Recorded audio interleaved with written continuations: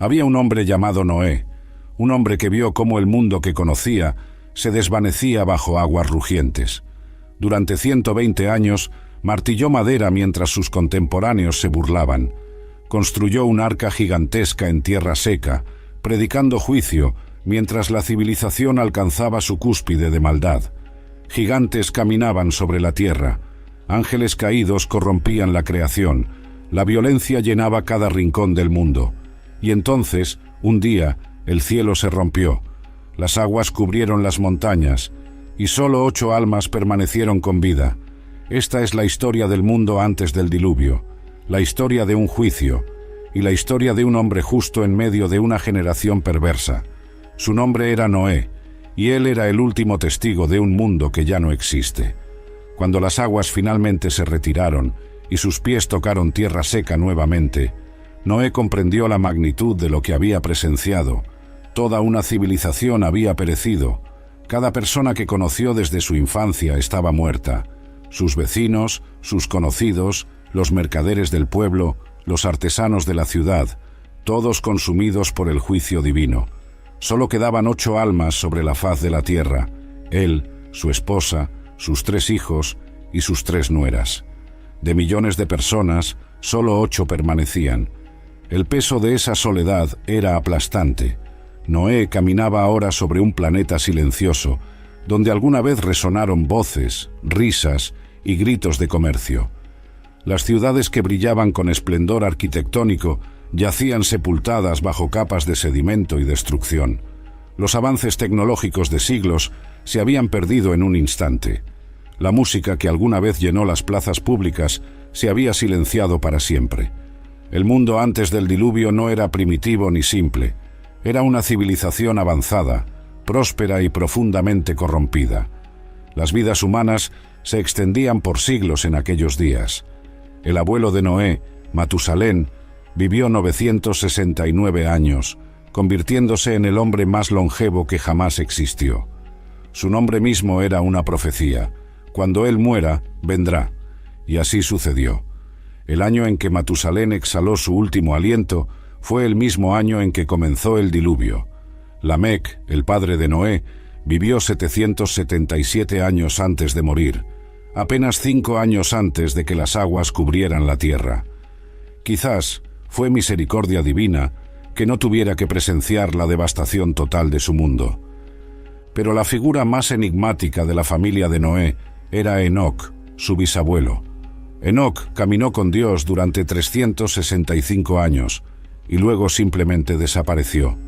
No murió como mueren los hombres. Dios se lo llevó, arrebatándolo de este mundo sin que probara la muerte. Enoc fue profeta, visionario y advertencia viviente de lo que estaba por venir. Él proclamó el juicio de Dios sobre los impíos, declarando que el Señor vendría con sus santas decenas de millares para ejecutar juicio contra todos. Sus palabras resonaron durante generaciones, pero pocos las tomaron en serio. Esta longevidad extraordinaria no era simplemente una bendición, era también una maldición disfrazada, porque cuando los hombres viven por siglos, su pecado se perfecciona, se arraiga y se multiplica. Las conspiraciones podían tejerse durante generaciones enteras. La maldad tenía tiempo de infectar cada aspecto de la sociedad hasta que la corrupción se volvía total y absoluta. Y eso fue precisamente lo que sucedió en el mundo antediluviano. La maldad creció como una planta venenosa hasta que cada pensamiento del corazón humano era únicamente malo, continuamente. Noé nació 1556 años después de la creación de Adán. Para ese entonces, el mundo había cambiado drásticamente desde los días del Edén. La maldición que cayó sobre Adán y Eva había dejado cicatrices profundas en la creación. La tierra producía espinos y cardos. El trabajo era duro y agotador. El sudor del rostro era el precio de la subsistencia. Y sobre todo esto, la muerte reinaba como una sombra constante, recordando a la humanidad su rebelión contra el Creador. El pecado había entrado al mundo, y con él, todas sus consecuencias devastadoras. Desde el principio, la humanidad se dividió en 2 linajes distintos. Estaba la línea de Caín, el primer asesino, quien mató a su hermano Abel y fue marcado por Dios. Los descendientes de Caín se alejaron cada vez más del Señor, construyendo ciudades sin invocar su nombre, desarrollando tecnología sin reverencia, acumulando poder sin justicia. Y estaba la línea de Set, el hijo que Dios le dio a Eva para reemplazar a Abel. A través de Set vino un pueblo que invocaba el nombre del Señor, que buscaba caminar en sus caminos y mantener viva la memoria del Edén perdido. Noé descendía de esta línea piadosa, pero incluso entre los descendientes de Set, la tentación acechaba.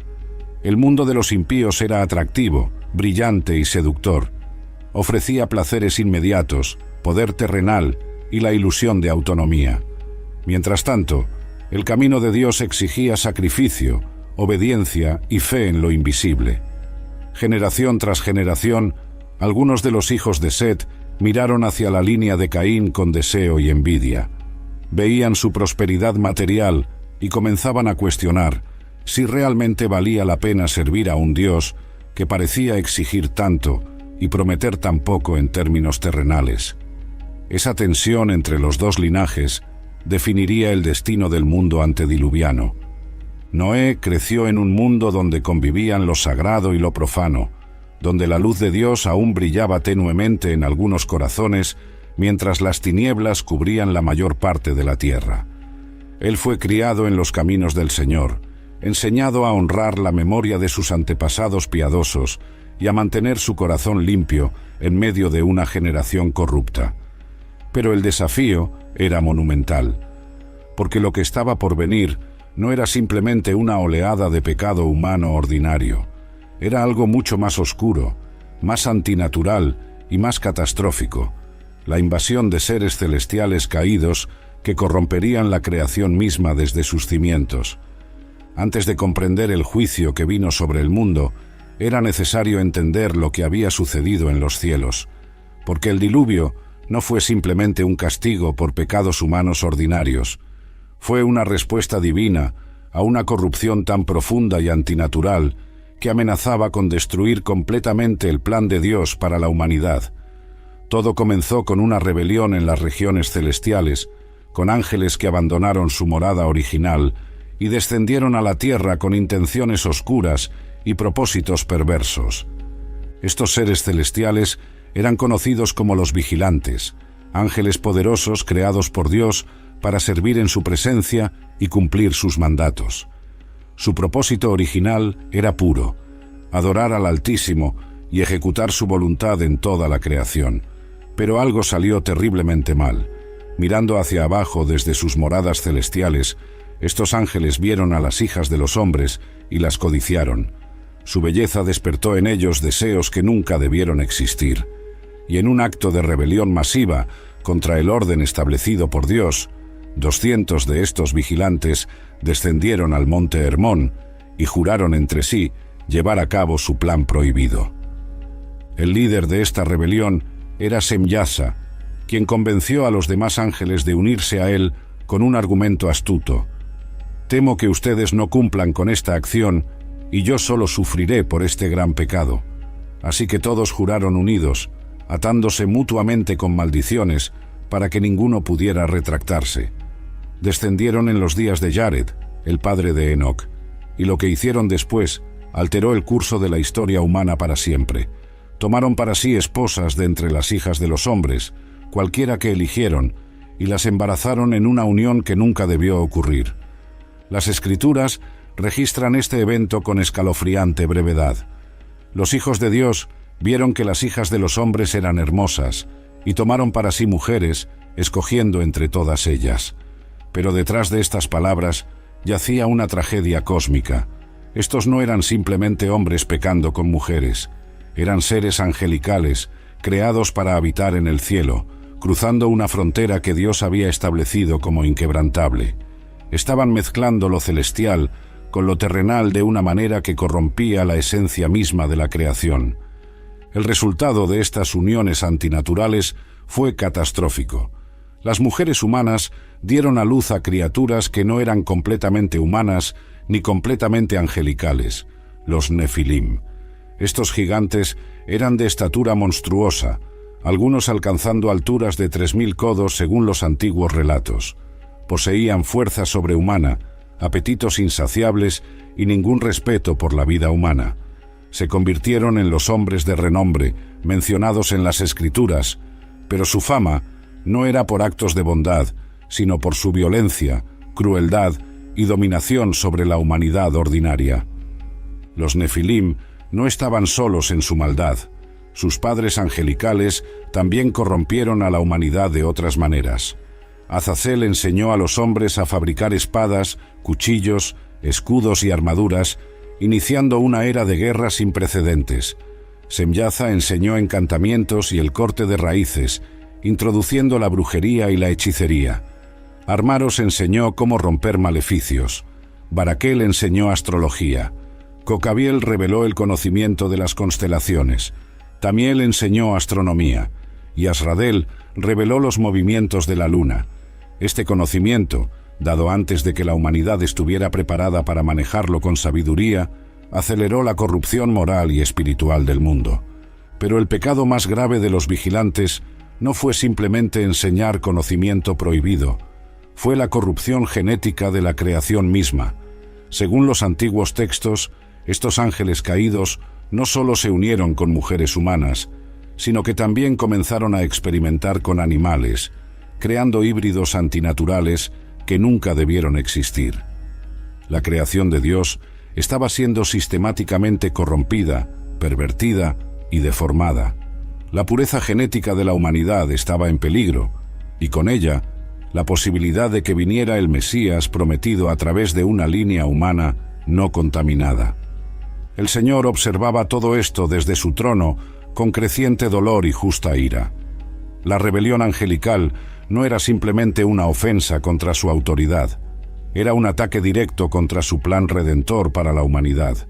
Si toda la raza humana se corrompía genéticamente a través de la mezcla con seres angelicales, entonces no podría venir un Salvador verdaderamente humano.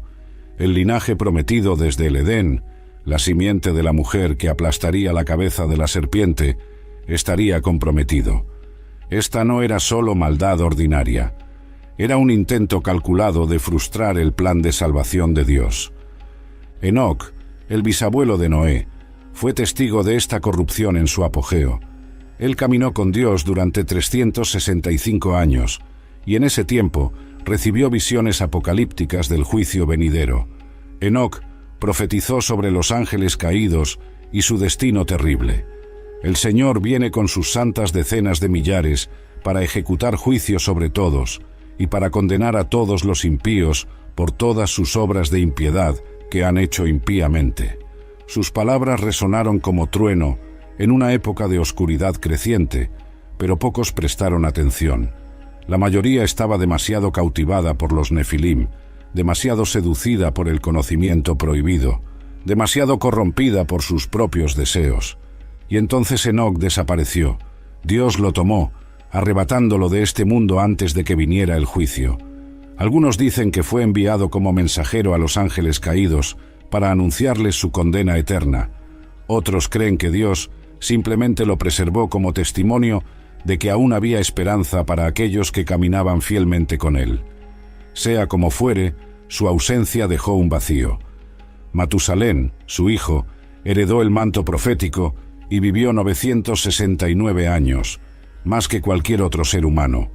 Su muerte marcaría el momento exacto cuando vendría el diluvio, como si Dios estuviera dando a la humanidad cada momento posible para arrepentirse antes de ejecutar su juicio final sobre el mundo antediluviano.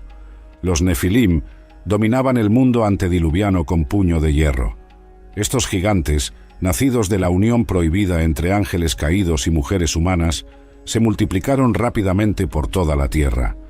No eran simples hombres grandes, eran monstruosidades que combinaban fuerza sobrehumana con inteligencia angelical y apetitos demoníacos. Su estatura era aterradora, algunos alcanzando alturas de 10, 15 o incluso 20 codos. Cuando caminaban, la tierra temblaba bajo sus pies. Cuando hablaban, su voz resonaba como trueno. Y cuando se enfurecían, ningún hombre ordinario podía detenerlos. El libro del Génesis los describe simplemente como los valientes que desde la antigüedad fueron varones de renombre. Pero esa frase suave oculta una realidad brutal. Su renombre no venía de actos heroicos o nobles hazañas. Era una fama construida sobre violencia, opresión y terror. Los Nefilim eran guerreros insaciables que establecieron reinos tiránicos por toda la tierra. Exigían tributo de las ciudades humanas, tomaban mujeres por la fuerza, consumían recursos sin límite, y si alguien se oponía a ellos, la retribución era swift y despiadada. Pero su maldad iba más allá de la mera tiranía política. Los Nefilim poseían conocimiento prohibido heredado de sus padres angelicales y lo usaban para profundizar su control sobre la humanidad. Conocían secretos del cielo y de la tierra que los hombres ordinarios no debían saber. Podían manipular fuerzas espirituales, invocar entidades oscuras y realizar prodigios que parecían milagrosos, pero estaban enraizados en lo demoníaco. La población humana normal los veía con una mezcla de terror, asombro y, eventualmente, adoración. Los Nefilim se convirtieron en los dioses de la mitología antigua, los titanes que exigían sacrificios y obediencia absoluta. Sus apetitos eran legendarios y monstruosos. Los Nefilim comían constantemente, consumiendo los recursos de ciudades enteras. Pero su hambre no se limitaba a alimentos ordinarios. Los antiguos textos sugieren que eventualmente comenzaron a comer carne humana. El canibalismo se extendió por el mundo antediluviano como una plaga moral. La santidad de la vida humana, creada a imagen de Dios, fue pisoteada bajo los pies de estos gigantes abominables. El derramamiento de sangre se volvió tan común que la tierra misma clamaba a Dios por justicia. La cultura que los Nefilim crearon era superficialmente impresionante, pero espiritualmente podrida hasta el núcleo. Construían ciudades magníficas con torres que alcanzaban hacia el cielo en desafío arrogante contra Dios. Desarrollaban tecnologías avanzadas en metalurgia, arquitectura y agricultura. Creaban obras de arte sorprendentes y componían música compleja. Para el observador casual, el mundo antediluviano parecía estar en su edad de oro, una civilización en la cúspide de su desarrollo. Pero debajo de esa fachada brillante yacía una oscuridad espiritual tan profunda que corrompía todo lo que tocaba. La violencia se volvió el lenguaje universal de esta era. Las escrituras declaran que la tierra estaba llena de violencia. No era simplemente que ocurrieran actos violentos ocasionales. La violencia saturaba completamente la sociedad. Era la forma en que se resolvían disputas, se establecía jerarquía y se obtenía lo que uno deseaba. Los fuertes oprimían a los débiles sin misericordia. Los ricos explotaban a los pobres sin remordimiento. Los Nefilim y sus aliados humanos saqueaban, violaban y asesinaban con impunidad. Y lo que era aún más trágico, esta violencia se había normalizado tanto que la gente ya no la veía como algo excepcional o chocante. La corrupción no era solo física y social, sino también espiritual y moral. El Génesis registra que todo designio de los pensamientos del corazón del ser humano era de continuo solamente el mal. Esto significa que la humanidad había alcanzado un punto de corrupción total. No había áreas grises, no había momentos de bondad ocasional que interrumpieran el flujo constante de maldad. Desde el momento en que una persona despertaba hasta que se dormía, sus pensamientos estaban enfocados en el mal. Sus imaginaciones creaban nuevas formas de perversidad. Sus corazones deseaban lo contrario a todo lo que Dios había ordenado como bueno y justo. Esta corrupción total significaba que las próximas generaciones serían criadas sin conocimiento del bien, sin modelos de rectitud, sin voz de conciencia que los llamara a algo mejor. Los niños crecían viendo violencia como normal, inmoralidad sexual como aceptable y rebelión contra Dios como la postura por defecto. No había instituciones sociales que enseñaran virtud, no había líderes que modelaran justicia, no había comunidades que practicaran misericordia. El mundo entero se había convertido en una fábrica de maldad que producía generaciones cada vez más corrompidas sin fin a la vista. Dios miraba todo esto desde su trono, con dolor profundo. Las Escrituras dicen que se arrepintió el Señor de haber hecho al hombre en la tierra y le dolió en su corazón. Este es un lenguaje antropomórfico, por supuesto. Dios no cambia de opinión ni se sorprende por los eventos, pero expresa una verdad profunda sobre su naturaleza. Él no es indiferente al mal. El pecado humano no es una mera infracción de reglas abstractas. Es una herida al corazón del Creador que hizo a la humanidad para algo mucho mejor. Sin embargo, en medio de esta oscuridad total, había un hombre que se mantenía firme.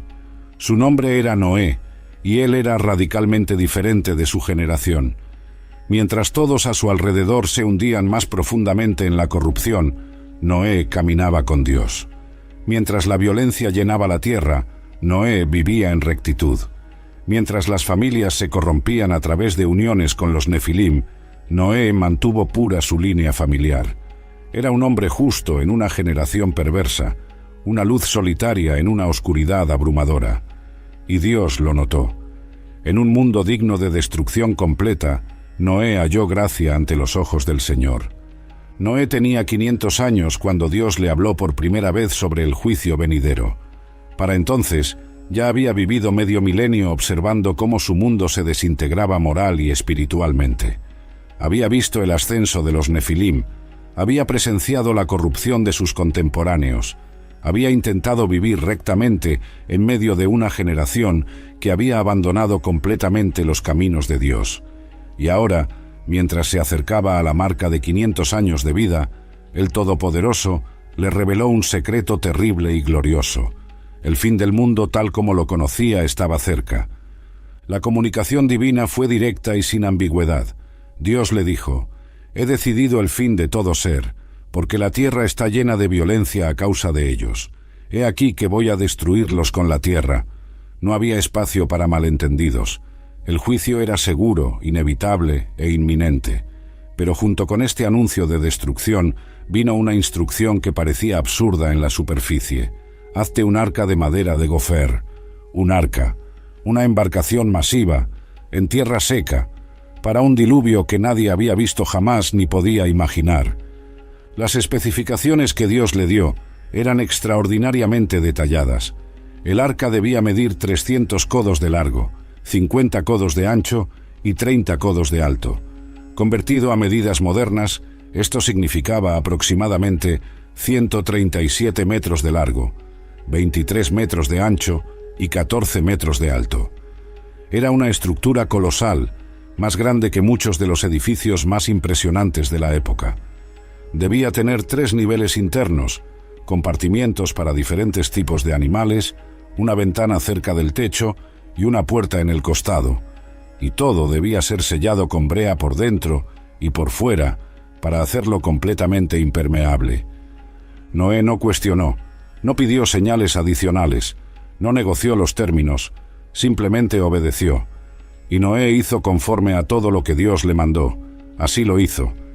Esta simple frase oculta décadas de trabajo agotador, oposición social y fe inquebrantable. Construir el arca no era un proyecto de fin de semana. Requeriría años, posiblemente décadas, de esfuerzo sostenido. Requeriría recursos masivos, miles de árboles talados, transportados y procesados. Requeriría mano de obra. Su familia tendría que trabajar sin descanso. Y requeriría fe absoluta, porque no había evidencia visible de que un diluvio fuera a venir. El mundo antediluviano nunca había experimentado lluvia como la conocemos. Según algunos intérpretes de las Escrituras, la tierra era regada por un vapor que subía del suelo, y probablemente había un dosel de agua en la atmósfera superior que creaba un clima de invernadero global. Esto explicaría las vidas extraordinariamente largas, protección contra radiación cósmica, la ausencia de arcoíris antes del diluvio y la completa incredulidad de las personas cuando Noé les advertía sobre aguas que caerían del cielo. Para ellos, la idea de un diluvio global era literalmente inimaginable, tan absurda como advertir sobre un ataque de dragones o una invasión desde la luna. Pero Noé perseveró. Día tras día, año tras año, él y sus hijos cortaban madera, ensamblaban vigas, sellaban juntas con brea y construían esta estructura masiva que no tenía sentido para nadie excepto para ellos. Los vecinos venían a mirar, se burlaban, hacían bromas sobre el viejo loco Noé y su barco en tierra seca. Los niños probablemente jugaban alrededor del arca, riéndose de la tontería de todo el proyecto. Los intelectuales de la época, sin duda, lo ridiculizaban como supersticioso e ignorante. Los nefilim quizás lo amenazaban ocasionalmente, aunque Dios claramente lo protegía de cualquier daño real. Durante todo este tiempo, Noé no solo construía, también predicaba. El apóstol Pedro lo llamaría siglos después pregonero de justicia.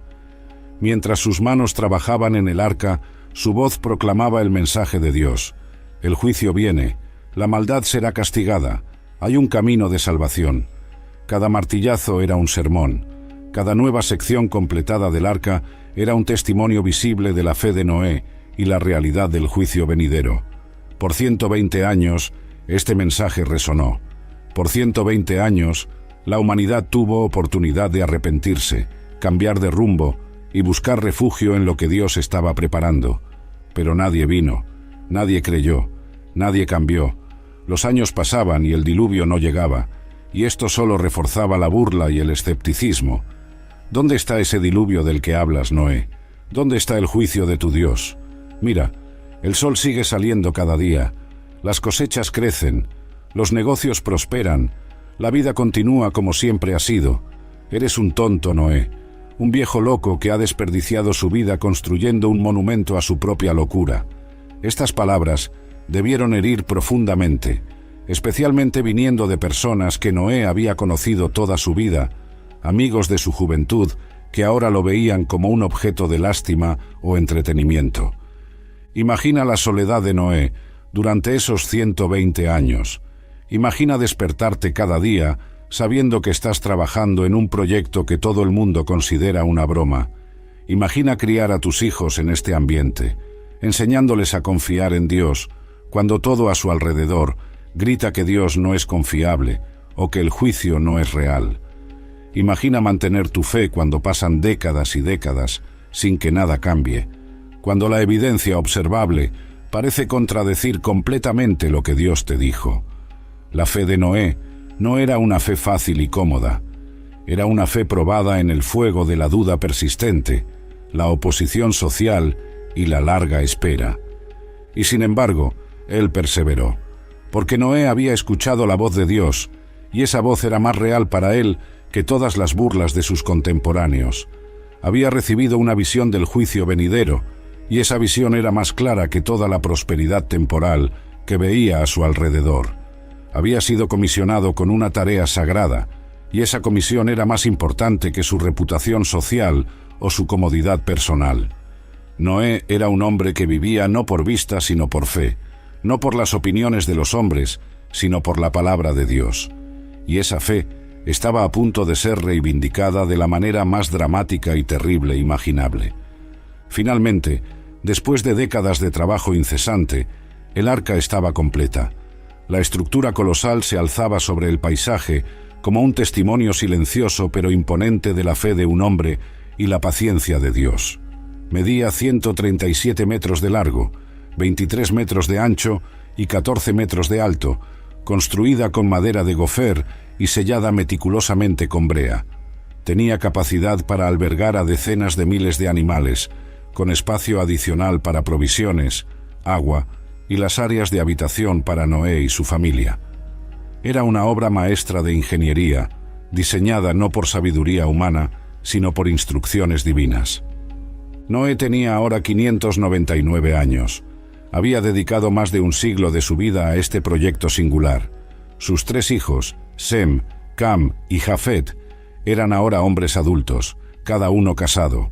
La familia completa sumaba 8 personas, Noé y su esposa, sus 3 hijos y sus 3 nueras, 8 almas que pronto serían las únicas sobrevivientes humanas sobre la faz de la Tierra, 8 personas que cargarían con la responsabilidad de repoblar un planeta devastado, pero aún no sabían completamente lo que les esperaba. El arca estaba lista, pero el momento del juicio aún no había llegado. Entonces Dios habló nuevamente. Su voz resonó en el espíritu de Noé con urgencia y finalidad. Entra tú y toda tu casa en el arca, porque a ti he visto justo delante de mí en esta generación.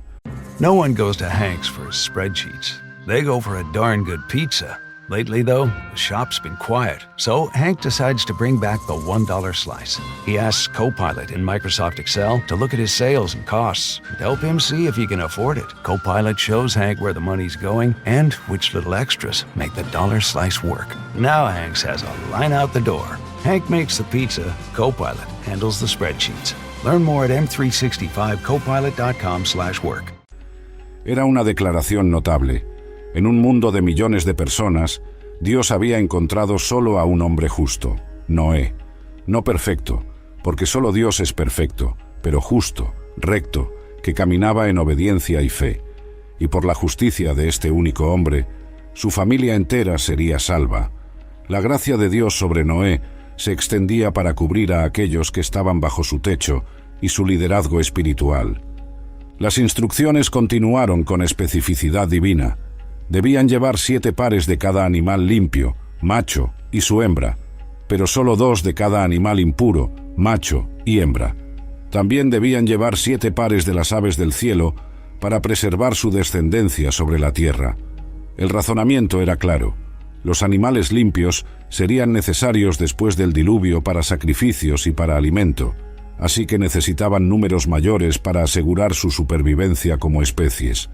Los animales impuros, no siendo aptos para estos propósitos, solo necesitaban el mínimo para perpetuar sus especies. Y luego vino la revelación que Noé había estado esperando durante más de 100 años.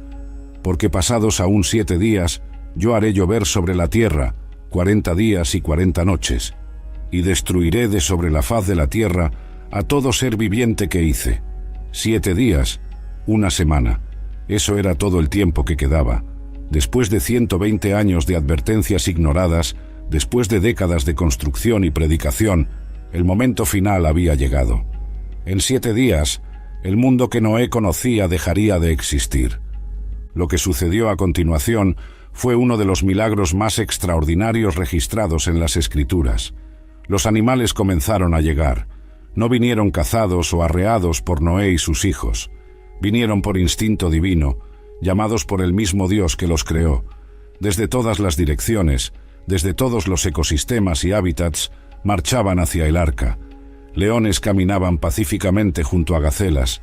Lobos y ovejas compartían el mismo sendero. Osos y ciervos convergían hacia el mismo destino. Era como ver el Edén restaurado temporalmente, un vistazo de cómo las cosas fueron antes de la caída y cómo serían nuevamente en el futuro reino mesiánico. De 2 en 2 vinieron a Noé al arca, macho y hembra, como Dios le había mandado. La precisión era sobrenatural. No vinieron en manadas desorganizadas, vinieron en pares ordenados, exactamente como Dios había especificado. Los animales limpios vinieron en grupos de 7 pares, los impuros en pares únicos, las aves del cielo en grupos de 7 pares. El proceso tomó días, un desfile interminable de criaturas grandes y pequeñas, terrestres y voladoras, domesticadas y salvajes. Los ciudadanos del mundo antediluviano debieron haber observado este espectáculo con asombro creciente y quizás, finalmente, con el primer destello de miedo genuino. Pero incluso este milagro visible no quebró la dureza de sus corazones. Las Escrituras no registran que nadie más haya pedido entrar al arca. Nadie golpeó la puerta suplicando ser admitido. Nadie cayó de rodillas en arrepentimiento de última hora. Observaban, quizás con curiosidad o incluso alarma, pero no con fe. Su incredulidad estaba tan arraigada, su corazón tan endurecido por años de rechazo a Dios, que ni siquiera un milagro evidente podía penetrar su ceguera espiritual. Estaban exactamente en la misma condición que Jesús describiría milenios después, comiendo, bebiendo, casándose y dándose en casamiento, completamente desprevenidos hasta que vino el diluvio y los arrebató a todos. Dentro del arca, Noé y su familia trabajaban frenéticamente para acomodar a todas las criaturas. Los compartimientos que habían construido durante décadas ahora se llenaban con vida animal.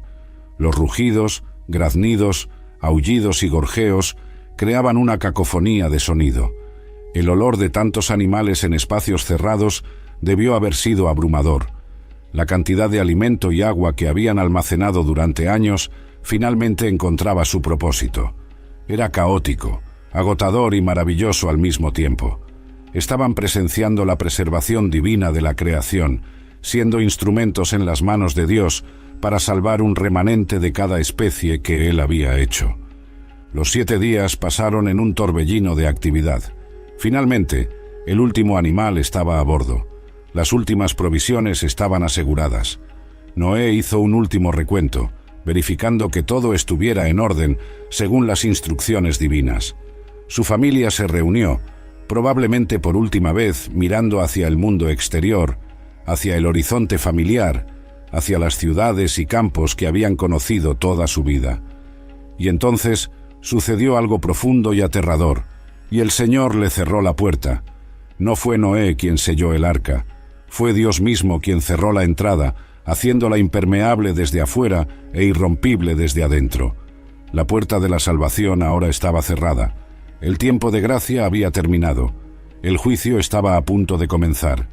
Era el año 600 de la vida de Noé, segundo mes, día 17. Esta fecha quedaría grabada en la memoria de la humanidad como el día en que el mundo conocido dejó de existir. Dentro del arca, Noé y su familia esperaban. Habían pasado 7 días desde que entraron, 7 días de suspenso creciente. Los animales se habían calmado relativamente, acomodándose en sus espacios asignados. Afuera, la vida continuaba como siempre. El sol se había levantado esa mañana como lo hacía cada día. Los mercados bullían con comercio. Las personas iban y venían con sus asuntos habituales. Y luego, sin más advertencia, el mundo cambió para siempre. Las Escrituras describen lo que sucedió con lenguaje apocalíptico. Aquel día fueron rotas todas las fuentes del grande abismo, y las cataratas de los cielos fueron abiertas. No fue simplemente lluvia lo que cayó, fue un colapso catastrófico de todo el sistema hidrológico que Dios había establecido en la creación. Las fuentes del grande abismo eran aguas subterráneas masivas almacenadas en las profundidades de la tierra. Cuando se rompieron, géiseres gigantescos de agua explotaron hacia la superficie con fuerza volcánica. La corteza terrestre se fracturó. Terremotos masivos sacudieron el planeta. Agua hirviente y lodo brotaron de fisuras que se abrían por todas partes. Simultáneamente, las cataratas de los cielos se abrieron. El dosel de agua que probablemente existía en la atmósfera superior colapsó. No era una lluvia ordinaria. Era como si océanos enteros estuvieran siendo vaciados desde el cielo. Las gotas eran probablemente tan densas que formaban cortinas continuas de agua. El ruido debió haber sido ensordecedor, un rugido constante que ahogaba todos los demás sonidos. La cantidad de agua que caía por segundo era inimaginable, incontable, imparable. Y hubo lluvia sobre la tierra 40 días y 40 noches. 40 es un número significativo en las Escrituras, frecuentemente asociado con períodos de prueba, juicio y transformación. Durante 40 días completos, sin interrupción ni disminución, el agua cayó del cielo. Durante 40 noches, la oscuridad era absoluta, rota solo por relámpagos que revelaban momentáneamente el caos afuera. Pero el diluvio no fue solo de 40 días. Las aguas continuarían prevaleciendo sobre la tierra durante 150 días en total. El agua que brotaba de las profundidades terrestres continuó mucho después de que cesara la lluvia del cielo. Para las personas que estaban afuera del arca, el terror debió haber sido indescriptible. Al principio, quizás pensaron que era solo una tormenta inusual. Buscaron refugio en sus casas, esperando que pasara. Pero no pasó. El agua seguía cayendo, cada vez más fuerte. Los arroyos se convirtieron en ríos embravecidos. Los ríos se desbordaron, inundando los valles. La gente corrió hacia terrenos más altos, llevando a sus hijos, sus posesiones más preciadas. Pero el agua los seguía, inexorable, subiendo y subiendo sin descanso. Entonces debieron haber recordado a Noé. El viejo loco que había pasado 120 años construyendo un barco y predicando sobre un diluvio. El hombre al que habían ridiculizado, ignorado, despreciado. ¿Dónde estaba ahora su arca? Corrieron hacia ella, probablemente miles de personas convergiendo hacia la única estructura que podía salvarlos. Pero cuando llegaron, encontraron la puerta sellada. Golpearon, gritaron, suplicaron. «Noé, abre, déjanos entrar. Teníamos razón tú, por favor». Pero nadie podía abrir esa puerta porque Dios mismo la había cerrado. El tiempo de gracia había terminado. El juicio ahora era inevitable e irreversible. Los Nefilim, con toda su fuerza sobrehumana, probablemente intentaron romper el arca o trepar sobre ella. Pero la estructura era demasiado masiva, demasiado bien construida, y estaban luchando no solo contra madera y brea, sino contra la protección sobrenatural de Dios. Gradualmente, incluso estos gigantes poderosos fueron sobrepasados por las aguas. Uno por uno, sucumbieron. Los hombres de renombre, los guerreros temidos, los tiranos que habían dominado el mundo, se ahogaban junto con los más débiles de los humanos.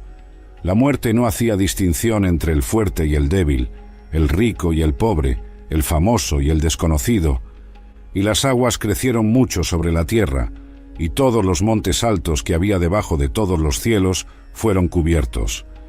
Esto no fue una inundación local, no fue un evento regional, fue un diluvio global que cubrió literalmente toda la superficie terrestre. Las montañas más altas, aquellas que habían parecido eternamente sólidas e inamovibles, desaparecieron bajo las aguas. El agua subió 15 codos por encima de los picos más altos. Aproximadamente 7 metros de agua cubrían las montañas más elevadas. El mundo entero se había convertido en un océano sin costa, un mar infinito donde alguna vez hubo tierra, ciudades, bosques y civilización. Y murió toda carne que se mueve sobre la tierra. La muerte fue universal y completa. Cada ave que volaba fue derribada por la lluvia incesante y se ahogó. Cada animal terrestre, desde el más pequeño hasta el más grande, pereció. El ganado doméstico que las personas habían criado durante generaciones murió. Los animales salvajes que vagaban por los bosques y desiertos murieron. Las criaturas que se arrastraban sobre el suelo murieron. Y sobre todo, cada ser humano que no estaba dentro del arca murió. Millones de personas, quizás miles de millones dada la longevidad y tasa de reproducción de la época, todos perecieron en cuestión de días. Todo lo que tenía aliento de espíritu de vida en sus narices, todo lo que había en la tierra, murió. La frase es comprensiva y terrible en su exhaustividad. No hubo excepciones. No hubo supervivientes milagrosos en cimas de montañas remotas. No hubo grupos afortunados que encontraron cuevas elevadas o construyeron botes improvisados. El juicio de Dios fue completo. Y quedó solamente Noé y los que con él estaban en el arca. 8 almas. De toda la raza humana, solo 8 sobrevivieron. Era el fin de un mundo y el comienzo de otro, una línea divisoria en la historia de la humanidad tan dramática que todo lo que vino después sería medido en términos de antes del diluvio y después del diluvio. Mientras afuera rugía el apocalipsis, dentro del arca había una extraña paz. No era la paz de la ausencia de temor, porque Noé y su familia ciertamente podían oír los sonidos aterradores de afuera, el rugido constante de la lluvia, los truenos que sacudían la estructura masiva, los ocasionales golpes de objetos flotantes chocando contra el costado del arca. Era la paz que viene de saber que están exactamente donde Dios quiere que estén, haciendo exactamente lo que Dios les ordenó hacer. Era la paz de la obediencia, la tranquilidad de estar bajo protección divina, incluso cuando todo alrededor es caos. El arca no era un barco diseñado para navegar, no tenía velas, timón ni remos. Era esencialmente una caja flotante gigante, un refugio que solo necesitaba mantenerse a flote y proteger su contenido. Su forma rectangular y proporciones, 30:5:3 en longitud, anchura y altura, la hacían extremadamente estable. Los ingenieros navales modernos que han estudiado el diseño han concluido que era casi imposible de volcar, incluso en las condiciones más turbulentas. Podía soportar olas de cualquier tamaño sin hundirse. Dios no solo le había dado a Noé instrucciones para construir un arca, le había dado el diseño óptimo para sobrevivir un cataclismo global. Los primeros días dentro del arca debieron haber sido caóticos. Miles de animales en espacios cerrados, todos reaccionando al inicio del diluvio. Los carnívoros y herbívoros separados cuidadosamente en sus compartimientos respectivos. El rugido de los leones, los barrit, os de los elefantes, los graznidos de las aves, los aullidos de los lobos, cada especie expresando su incomodidad y miedo de manera diferente.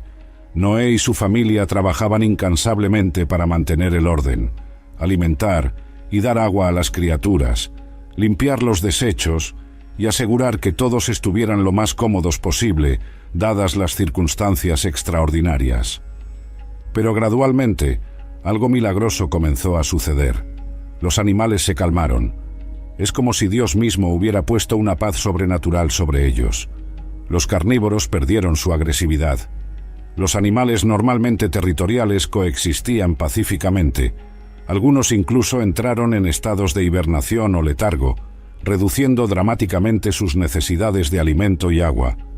Este era otro milagro silencioso pero esencial. Sin intervención divina, mantener tantas criaturas durante más de un año hubiera sido logísticamente imposible. Pero con Dios, todas las cosas eran posibles. Noé tenía ahora 600 años, una edad en la que la mayoría consideraría retirarse a una vida tranquila. En cambio, estaba viviendo la aventura más extraordinaria de la historia humana. Encerrado en una caja gigante flotando sobre un océano global, responsable de preservar la vida animal del planeta, con la terrible conciencia de que todo y todos los que alguna vez conoció, fuera de su familia inmediata, estaban muertos. El peso de esa realidad debió haber sido casi insoportable en ciertos momentos. Los rostros de amigos de juventud ahogados, vecinos con quienes había compartido comidas, niños que habían jugado cerca de donde construía el arca. Su familia también luchaba con estas realidades. Sus 3 nueras habían dejado atrás a sus propias familias extendidas, padres, hermanos, tíos, primos, todos pereciendo en las aguas. Sus hijos procesaban la magnitud de lo que habían presenciado.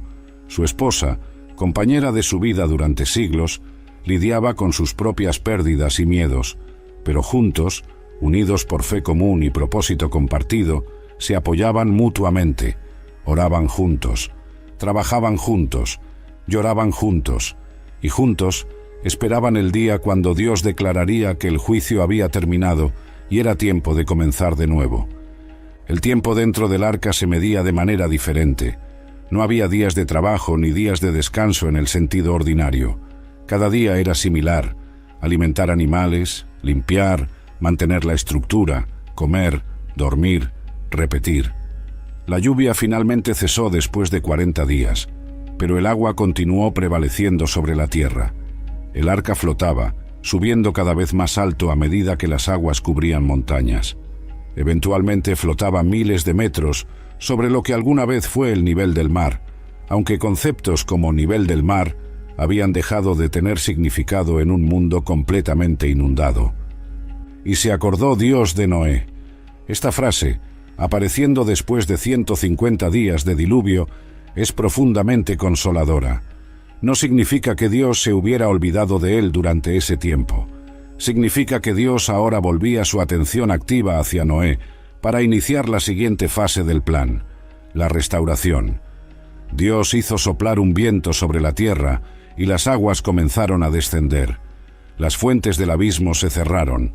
Las cataratas del cielo se detuvieron.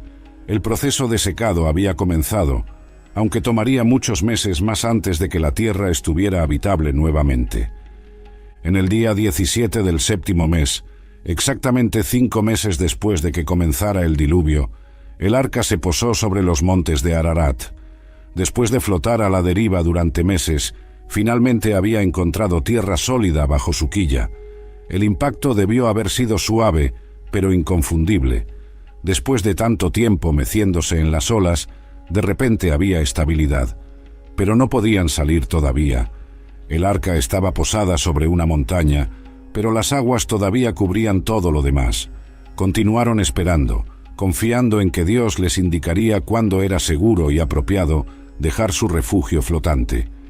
Las aguas siguieron descendiendo gradualmente. En el primer día del 10º mes, casi 3 meses después de que el arca se posara, las cimas de las montañas circundantes comenzaron a ser visibles. Era la primera vez en más de medio año que veían tierra. Debió haber sido un momento emocional, ver rocas y picos emergiendo del agua como monumentos a la paciencia de Dios y la fe de Noé. El mundo estaba renaciendo, emergiendo lentamente de su bautismo acuático, limpiado de la corrupción que lo había consumido, pero también despojado de toda la vida que alguna vez sostuvo. 40 días después de que aparecieron las cimas de las montañas, Noé abrió la ventana que había construido en el arca según las instrucciones de Dios. Luz del sol, no filtrada por paredes de madera, inundó el interior por primera vez en meses. Aire fresco, no reciclado a través de espacios cerrados compartidos con miles de animales, llenó sus pulmones. Y Noé ejecutó su primer experimento para determinar las condiciones exteriores. Envió un cuervo. El ave voló de un lado a otro, pero no regresó al arca. Como carroñero, probablemente encontró suficiente sustento en cadáveres flotantes y no necesitaba regresar. Esta prueba no fue concluyente, así que Noé necesitaba intentar otra. 7 días después de liberar al cuervo, Noé decidió enviar otro explorador alado, una paloma. A diferencia del cuervo, la paloma no es carroñera. No se posaría sobre carne muerta flotante, ni encontraría sustento en la devastación. Necesitaría tierra seca con vegetación viva para sobrevivir. Esto la hacía un indicador perfecto de las condiciones exteriores. Noé la tomó gentilmente, sintiendo su corazón latir rápidamente en sus manos, y la liberó a través de la ventana. La paloma voló, sus alas blancas contrastando contra el cielo despejado, alejándose del arca en busca de un lugar para posarse. Noé observó hasta que desapareció de su vista. Luego volvió a sus tareas dentro del arca. Las horas pasaban. Él observaba periódicamente hacia la ventana, esperando el regreso del ave. Y finalmente, al atardecer la vio. La paloma regresaba, volando directamente hacia el arca. No había encontrado ningún lugar seco donde posar la planta de su pie. Toda la tierra visible todavía estaba cubierta de agua o barro inestable. Noé extendió su mano, la tomó y la trajo de vuelta al arca. La prueba era clara. Todavía no era tiempo de salir. Necesitaban seguir esperando. 7 días más pasaron. Noé esperó con paciencia disciplinada, sin apresurarse, sin forzar el tiempo de Dios. Cuando los 7 días se cumplieron, envió la paloma nuevamente. Esta vez la observó volar, circundando el arca varias veces antes de elegir una dirección y alejarse. Las horas pasaban, el día se convertía en tarde, y entonces, justo cuando la luz comenzaba a desvanecerse, la paloma regresó. Pero esta vez traía algo en su pico, una hoja de olivo fresca, una simple hoja verde, brillante con humedad, arrancada de un árbol vivo. Ese pequeño pedazo de vegetación era más valioso que todo el oro del mundo antediluviano. Era evidencia de que la vida vegetal había sobrevivido o había comenzado a regenerarse. Era señal de que las aguas habían descendido lo suficiente como para que los árboles estuvieran expuestos. Era promesa de que la tierra sería habitable nuevamente. Noé tomó la hoja de olivo y la sostuvo cuidadosamente, maravillándose ante este mensaje de esperanza. Los olivos crecen típicamente en terrenos relativamente bajos, lo que significaba que una porción significativa de tierra estaba ahora expuesta y seca. Pero aún no era tiempo. Noé esperó otros 7 días. Su paciencia era extraordinaria, especialmente considerando que había estado encerrado en el arca durante casi un año en este punto. Pero había aprendido durante 120 años de construir y esperar que el tiempo de Dios es perfecto.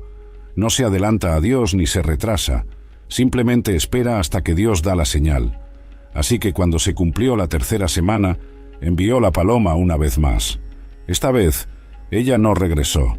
Había encontrado un lugar permanente para establecerse. La tierra estaba lista. En el primer día del primer mes del año 600, uno de la vida de Noé, casi exactamente un año después de que el diluvio comenzara, él removió la cubierta del arca. Luz del sol inundó el interior sin obstáculos. Noé salió a la plataforma superior y miró alrededor. El paisaje que veía era simultáneamente familiar y alien. Las montañas eran las mismas montañas, pero todo lo demás había cambiado. No había bosques densos, solo tocones y árboles caídos. No había ciudades, solo sedimento y escombros. La superficie de la tierra estaba seca, aunque todavía probablemente fangosa en muchos lugares. Pero Dios todavía no le había dado permiso para salir. Así que Noé esperó aún más. Esperó hasta el día 27 del segundo mes, más de 7 semanas adicionales. Solo cuando Dios explícitamente le dijo: «Sal del arca tú, y tu mujer y tus hijos, y las mujeres de tus hijos contigo», solo entonces Noé obedeció. Su obediencia era consistente hasta el final. Así como había entrado al arca cuando Dios se lo ordenó, ahora salía solo cuando Dios lo autorizaba. La salvación había comenzado con obediencia y terminaba con obediencia. Saca contigo todos los animales que están contigo de toda carne, de aves y de bestias, y de todo reptil que se arrastra sobre la tierra, y vayan por la tierra, y fructifiquen y multiplíquense sobre la tierra. Era hora de que la creación comenzara de nuevo. Los animales necesitaban ser liberados para repoblar un planeta vacío.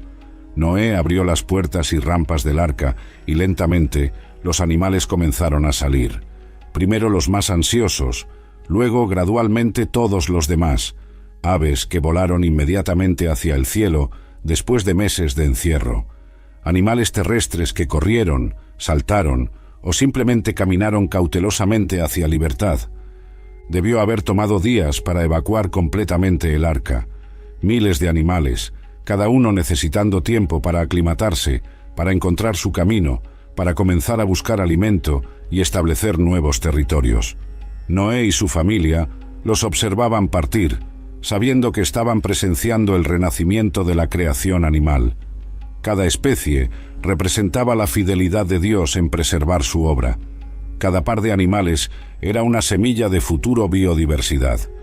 Y cuando finalmente el último animal había salido y el arca estaba vacía, excepto por su familia, Noé dio su primer paso sobre tierra seca en más de un año.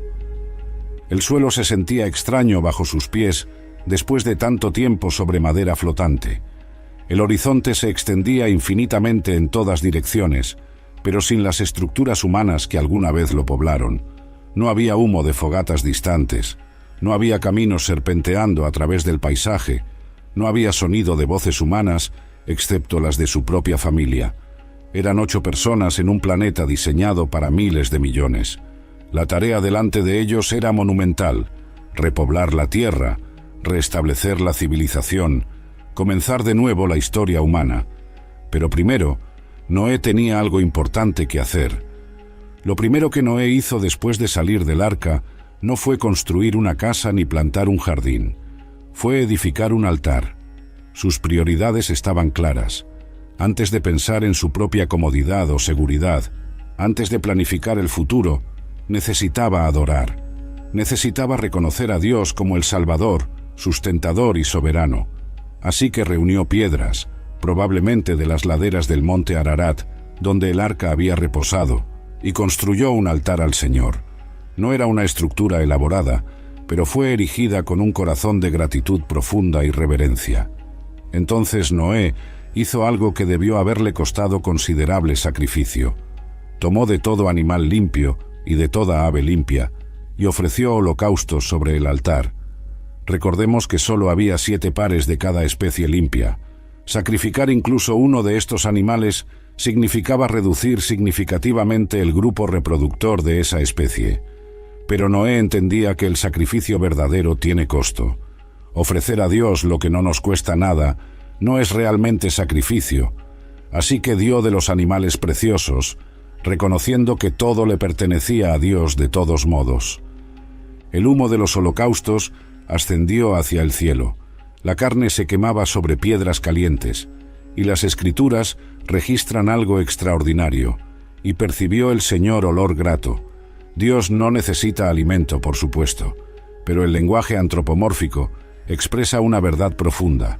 El sacrificio de Noé era agradable a Dios, no porque Dios necesitara la ofrenda física, sino porque representaba el corazón del adorador. Era reconocimiento de dependencia, expresión de gratitud y declaración de que Dios era digno de lo mejor que Noé tenía para dar. En respuesta a esta adoración, Dios hizo una declaración solemne: «No volveré más a maldecir la tierra por causa del hombre, porque el intento del corazón del hombre es malo desde su juventud, ni volveré más a destruir todo ser viviente, como he hecho». Era una promesa notable, especialmente considerando el razonamiento detrás de ella. Dios no estaba diciendo que la humanidad había mejorado o que el pecado sería menos problemático en el futuro. De hecho, reconocía que el intento del corazón del hombre es malo desde su juventud, la misma condición que había justificado el diluvio en primer lugar. Entonces, ¿por qué prometer no enviar otro diluvio global? Porque el diluvio había cumplido su propósito. Había eliminado la corrupción genética de los Nefilim, había limpiado la tierra de la violencia extrema, había preservado un remanente justo a través del cual Dios podría continuar su plan redentor. Enviar otro diluvio sería innecesario y contraproducente. En cambio, Dios prometía paciencia continua con la humanidad pecadora, trabajando a través de la historia para traer eventualmente redención completa a través del Mesías prometido. Dios continuó: «Mientras la tierra permanezca, no cesarán la sementera y la siega, el frío y el calor, el verano y el invierno, y el día y la noche». Era una garantía de estabilidad cósmica. Los ciclos de la naturaleza continuarían confiablemente. Los agricultores podrían plantar con confianza de que vendrían cosechas. Las estaciones se sucederían en orden predecible. El sol saldría cada mañana. Esta era la base para civilización renovada. La seguridad de que Dios mantendría las condiciones necesarias para que la vida floreciera. Entonces Dios bendijo a Noé y a sus hijos, diciéndoles: «Fructificad y multiplicaos, y llenad la tierra». Era un eco deliberado de la bendición original dada a Adán en el Edén. La humanidad estaba recibiendo un nuevo comienzo, una segunda oportunidad. Noé y su familia eran los nuevos progenitores de la raza humana. De sus descendientes vendría toda la población futura del planeta. Era una responsabilidad asombrosa y un privilegio extraordinario. Estaban siendo comisionados para ser co-creadores con Dios en repoblar la tierra. Dios también les dio dominio sobre los animales. El temor y el miedo de vosotros estarán sobre todo animal de la tierra y sobre toda ave de los cielos, en todo lo que se mueva sobre la tierra y en todos los peces del mar. En vuestra mano son entregados. Esto era similar pero diferente del dominio original. Ahora había temor y miedo, sugiriendo que la relación entre humanos y animales había cambiado. Ya no era la armonía pacífica del Edén. Era una relación donde los animales instintivamente temerían y evitarían a los humanos, una medida de protección para ambos lados. Por primera vez, Dios explícitamente autorizó comer carne de animal. Todo lo que se mueve y vive os será para mantenimiento, así como las legumbres y plantas verdes os lo he dado todo. Antes del diluvio, la dieta humana había sido aparentemente vegetariana. Ahora, en un mundo despojado de mucha vegetación y requiriendo proteína para reconstruir, Dios expandía el menú humano para incluir carne. Sin embargo, venía con una restricción crítica: «Pero carne con su vida, que es su sangre, no comeréis». La prohibición de consumir sangre era tanto práctica como espiritual. Prácticamente, establecía un principio de higiene. Espiritualmente, reconocía que la sangre representa vida, y la vida es sagrada. Esta restricción recordaría constantemente a la humanidad que incluso al tomar vida animal para sustento, debían hacerlo con reverencia, no con crueldad casual. La vida no es trivial. Cada muerte, incluso de un animal, es significativa. Y esta conciencia debía mantenerse viva a través de la práctica de no consumir sangre. Pero la instrucción más seria concernía a la vida humana. porque ciertamente demandaré la sangre de vuestras vidas, de mano de todo animal la demandaré, y de mano del hombre, de mano del hermano de cada uno, demandaré la vida del hombre. El que derramare sangre de hombre, por el hombre su sangre será derramada, porque a imagen de Dios es hecho el hombre. Aquí Dios establecía el principio de justicia capital. El asesinato requeriría la vida del asesino, no por venganza, sino porque la vida humana es singularmente preciosa, creada a imagen de Dios. Tomar una vida humana injustamente era una ofensa tan grave que demandaba la máxima pena. Después de dar estas instrucciones fundamentales para la vida en el mundo postdiluviano, Dios hizo algo sin precedentes. Estableció un pacto formal, no solo con Noé y su familia, sino con toda la creación.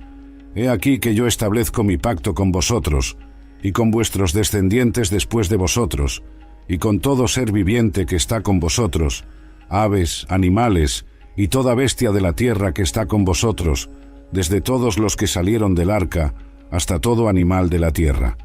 Era el primer pacto universal en las Escrituras, abarcando a toda criatura viva. El contenido del pacto era específico y misericordioso. Estableceré mi pacto con vosotros, y no exterminaré ya más toda carne con aguas de diluvio, ni habrá más diluvio para destruir la tierra. Era una promesa solemne, un juramento divino, que proporcionaba seguridad fundamental a toda la creación. Nunca más las aguas cubrirían toda la tierra. Nunca más un diluvio global destruiría la vida. La tierra tenía garantizada continuidad, hasta que Dios decidiera terminar la historia humana de manera diferente en el futuro distante. Pero Dios no dejó esta promesa como meras palabras. Proporcionó una señal visible, un recordatorio físico que aparecería generación tras generación. Y dijo Dios: «Esta es la señal del pacto que yo establezco entre mí y vosotros, y todo ser viviente que está con vosotros, por siglos perpetuos. Mi arco he puesto en las nubes, el cual será por señal del pacto entre mí y la tierra». El arco iris, un fenómeno óptico de belleza extraordinaria, serviría como memento permanente de la fidelidad de Dios. Es posible que este fuera el primer arco iris que la humanidad había visto. Si efectivamente había un dosel de vapor de agua en la atmósfera previa al diluvio, las condiciones para formar arco iris no habrían existido. Ahora, en un mundo con ciclo hidrológico radicalmente alterado, con lluvia cayendo regularmente de nubes, los arcoíris aparecerían cuando la luz del sol atravesará gotas de agua suspendidas en el aire. Cada vez que esto sucediera, sería un recordatorio visual del pacto de Dios. Y sucederá que cuando haga venir nubes sobre la tierra, se dejará ver entonces mi arco en las nubes, y me acordaré del pacto mío que hay entre mí y vosotros y todo ser viviente de toda carne, y no habrá más diluvio de aguas para destruir toda carne. Dios estaba diciendo que Él mismo recordaría el pacto al ver el arco iris. Por supuesto, Dios no olvida, pero el lenguaje antropomórfico expresaba la confiabilidad absoluta de su promesa. Era como si Dios estuviera diciendo: «Haré esto tan seguro que incluso yo mismo usaré una señal visible para recordármelo». El arco iris era también apropiado por su simbolismo. Un arco en el contexto antiguo era un arma de guerra, pero el arco iris apunta hacia arriba, hacia el cielo, no hacia la tierra. Es como si Dios hubiera colgado su arma de guerra, dirigiéndola lejos de la humanidad. Ya no estaba en postura de juicio, sino de paz.